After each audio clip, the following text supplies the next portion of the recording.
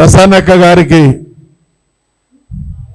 దరు అంజన్న గారికి, కార్యక్రమానికి విచ్చేసినటువంటి మా ఆడబిడ్డలందరికీ, అన్నదమ్ములందరికీ, పెద్దలందరికీ హృదయపూర్వకమైనటువంటి అభినందనలు, నమస్కారాలు తెలియజేస్తూ, స్వాతంత్ర పోరాటం సందర్భంగా పూజ్య గాంధీజీ గారు అన్నటువంటి ఒక మాట, ఏ దేశమైనా ఏ సమాజమైనా అభివృద్ధి చెందాలి, ఆదర్శంగా నిలబడాలి అనంటే సమాజ హితాన్ని కాంక్షించి పనిచేసేటువంటి ఒక వర్గం ఉన్నటువంటి సమాజం అద్భుతమైనటువంటి ఆదర్శాలకు నిలయమవుతుంది అన్నటువంటి ఆ మహానుభావుని మాట నిజం చేస్తూ, వాళ్ళ కష్టార్జితంగా సంపాదించుకున్నటువంటి డబ్బు నుండి వాళ్ళు నిరంతరం వాళ్ళదైనటువంటి సేవలు జీవితాన్ని గడుపుతూనే అదనంగా సమాజానికి మా నుండి ఏదన్నా సహకారం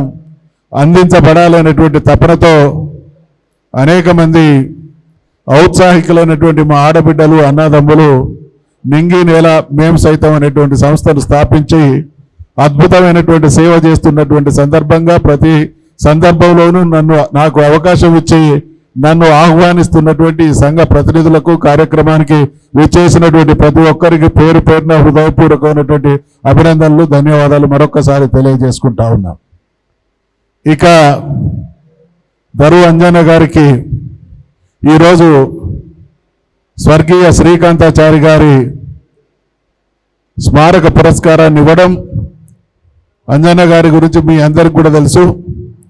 సమాజ హితం కోసం, సామాజిక మార్పు కోసం విప్లవోద్యమంలో అపురూపమైనటువంటి పాత్ర పోషించినటువంటి గొప్ప వ్యక్తులలో వారొకరు. అటువంటి వారికి ఈరోజు శ్రీకాంతాచారి గారి స్మారక పురస్కారాన్ని ఇస్తున్నాం. శ్రీకాంతాచారి, కేసీఆర్ ఈ ఇద్దరు కూడా ఎటువంటి వాళ్ళ గురించి చెప్పాల్సినటువంటి అవసరం లేని మహానుభావులు. తెలంగాణ రాష్ట్ర సాధన జరగాలి, 1956లో తెలంగాణ ప్రజల అభీష్టానికి వ్యతిరేకంగా ద్రోహం చేసి కలిపినటువంటి తెలంగాణలో 56 నుండి 2014 వరకు నీళ్లు, నిధులు, నియామకాలతో పాటు మన గడ్డ మీద మనం పరాయీకరణ, పరాయి వాళ్ళొచ్చి తెలంగాణ వాళ్ళను ఆక్రమించుకొని మన భాషను, మన యాసను, మన పండగను, మన సంస్కృతిని, మన సాంప్రదాయాలను, చివరికి మన పేర్లను వెక్కిరించేటువంటి పరిస్థితి. ఏదో సినిమాలో మీ అందరికీ తెలుసు, నీదేం పేరు అంటే నా పేరు యాదగిరి, నీదే ఊరు అంటే నాది భువనగిరి, నువ్వేం పని చేస్తావంటే దాదాగిరి అని రాసింది. ఎవడు వాడు ఈ సంస్కృతి మీద, ఈ పేర్ల మీద? మన దగ్గర యాదన్న ఉంటాడు, సైదన్న ఉంటాడు, జానమ్మ ఉంటాడు, కుమరయ్య ఉంటాడు, ఎల్లయ్య ఉంటాడు. వేరే ప్రాంతంలో ఏముంటారు? నూకరాజులు ఉంటారు, ఇంకా రకరకాల బుల్లబ్బాయిలు ఉంటారు. అంటే వాళ్ళ పేర్లు వాళ్ళకు గొప్ప అయినప్పుడు మన పేర్లను కించపరచడం అనేది అన్యాయం. కాబట్టి దీన్ని చూసినటువంటి కేసీఆర్ గారి నాయకత్వంలో మేమందరం కూడా ఉద్యమాన్ని ప్రారంభించి ముందుకు తీసుకుపోతున్నటువంటి సందర్భంలో కేసీఆర్ గారు ఆమరణ నిరాహార దీక్ష నిర్ణయం తీసుకుంటే ఆ రోజు జరిగినటువంటి దుర్మార్గాన్ని సహించలేక శ్రీకాంతాచారి చేసినటువంటి త్యాగం ఈ జాతి చరిత్రనే మార్చింది అనేటువంటి విషయాన్ని మనం చేస్తా ఉన్నాం. చాలామంది అలవోకగా ఈ భూప్రపంచంలో, ఈ సృష్టిలో మనిషి ప్రాణం కంటే విలువైనది ఏది లేదు. మనమందరం ఓ ఎండాకాలం సాయంకాలం 6 గంటలు అయిందంటే బయట మనకి లానున్నా, చెట్టున్నా, దాని కింద ఓ కుర్చేసుకొని కూర్చుంటాం, చదువుకుంటానో మాట్లాడుకుంటాను. ఈలోగా దోమలు వస్తాయి, కరుస్తూ ఉంటాయి. ఏం చేస్తుంది దోమ? ఇక్కడ వాలి కుడుతూ ఉంటే, నీ రక్తం తాగుతూ ఉంటే దానికి మత్తు వస్తుంటుంది. కానీ ఇక్కడ గుట్టే దోమ నువ్వు ఇక్కడ చెయ్యి ఎత్తగానే తప్పించుకొని ప్రాణాన్ని కాపాడుకునేటువంటి ప్రయత్నం చేస్తుంది. ఎక్కడ కొడుతున్న దోమ? ఇక్కడ కొడుతున్న దోమ. నీ చెయ్యి ఎక్కన్నది? ఇక్కడున్నది. నీ చేయి లేపంగానే అది ఎందుకు తప్పించుకున్నది? దాని ప్రాణం మీద దానికి ఉన్నటువంటి ఇష్టానికి నిదర్శనం అది. మరి దోమ ప్రాణానికే గంత ఇష్టం ఉంటే మనిషి ప్రాణం మీద మనిషికి ఎంత ఇష్టం ఉండాలి? ఎంత ఇష్టం ఉండాలి? అంత ఇష్టపడ్డటువంటి జీవితాన్ని జాతి కోసం త్యాగం చేయడం, ఈ జాతి కోసం త్యాగం చేసినటువంటి త్యాగాలలో కూడా శ్రీకాంతాచారి అమరత్వం త్యాగం అనన్య సామాన్యమైనది. కారణం ఏంటంటే రకరకాల ఆత్మాహుతి ప్రయత్నాలు ఉంటాయి. ఓ ఊరి తాడేసుకుంటే తొందరనే చనిపోతాం, అంత పెద్ద అవస్థ ఉంటుంది. కానీ మనిషి కాల్చుకున్న తర్వాత క్షణాలలో ప్రాణం పోదు.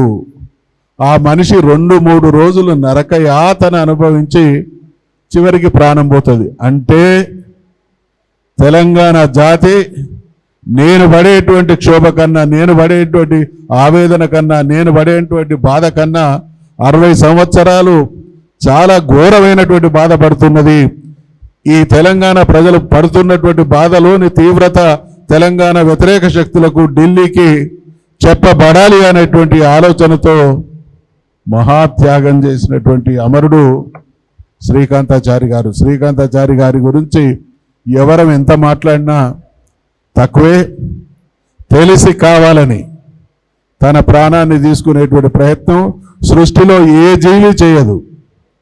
ఏ జీవి కూడా తెలిసి కావాలని తన ప్రాణాన్ని త్యాగం చేయడం అనేది ఎక్కడా ఉండదు. అప్పుడప్పుడు మనుషులు మాత్రమే చేస్తారు, వాళ్ళ పరిస్థితులు బాగలేకనో వాళ్ళ అవసరాల రీత్యనో. కానీ జాతి సమస్యను తన జీవితం కంటే గొప్పగా ప్రేమించినటువంటి అనన్య తెలంగాణ భక్తుడు శ్రీకాంతాచారి కాబట్టి ప్రాణ త్యాగానికి పాల్పడ్డాడు. ఆ మహానుభావుని ప్రతినిత్యం మనమందరం పుట్టలోన చెదలు పుట్టదా గిట్టదా. ఈరోజు తెలంగాణ జనాభా 4 కోట్లు. 50 సంవత్సరాల తర్వాత ఇది 10 కోట్లకు పోతుంది. 100-200 సంవత్సరాల తర్వాత ఓ 50 కోట్లకు పోతుంది. కానీ తెలంగాణ ఎన్ని రేట్లు పెరిగినా, ఎన్ని వందల సంవత్సరాలున్నా మీనా పేరు దలిసిటోడు భూమి మీద ఒక్కడుండడు. శ్రీకాంతాచారి పేరు తరతరాలు యుగ యుగాలు స్మరించబడుతూనే ఉంటుంది. అటువంటి మహానుభావుని పేరిట ఒక కార్యక్రమాన్ని నింగే నేల, అందుకనే నేను మొదటి వ్యాఖ్యానంలోనే చెప్పడం జరిగింది, సమాజంలో జరిగేటువంటి మంచికి మేము తోడు కావాలనేటువంటి ఆలోచన కొందరికి మాత్రమే ఉంటుంది. చాలామందికి ఏముంటుందంటే మీ ఇంటికి వస్తే ఏమిస్తావు, మా ఇంటికి వస్తే ఏం తెస్తావు అని ఉంటుంది.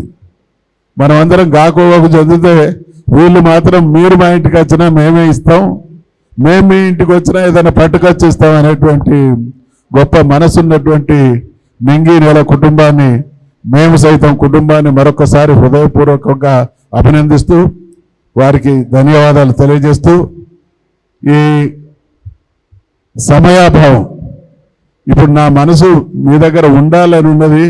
కానీ నా పరిస్థితి ఎప్పుడు హైదరాబాద్లో దాటాలి, వరంగల్ దాటాలి, భూపాలపల్లి పోవాలి, 20-30 పెళ్లిళ్ళల్లో పదన్నా అటెండ్ కావాలి అనేటువంటి ఆలోచన ఆదుర్త ఉంది. కాబట్టి మరొకసారి నింగి నెల ఏ కార్యక్రమం ఏర్పాటు చేసినా ఇంకొకసారి ఇటువంటి హడావుడు లేకుండా నిదానంగా వస్తా అనేటువంటి విషయాన్ని సారి మా అంజన్న గారి మాతృమూర్తి, ఒక గొప్ప వ్యక్తిని మన తెలంగాణకు అందించినటువంటి అంజన్న గారి మాతృమూర్తి కూడా దివంగతురాలైనటువంటి విషయం తెలిసింది. ఒక గొప్ప మహానుభావుని అన్నటువంటి ఆ తల్లికి మరి శ్రద్ధాంజలి ఘటిస్తూ కార్యక్రమాన్ని కొనసాగించాల్సిందిగా నిర్వాహకులకు సూచిస్తూ నాకు పర్మిషన్ ఇవ్వాల్సిందిగా మరొకసారి నా అభ్యర్థనను మీ ముందుంచుతూ సెలవు తీసుకుంటా ఉన్నా. జై తెలంగాణ.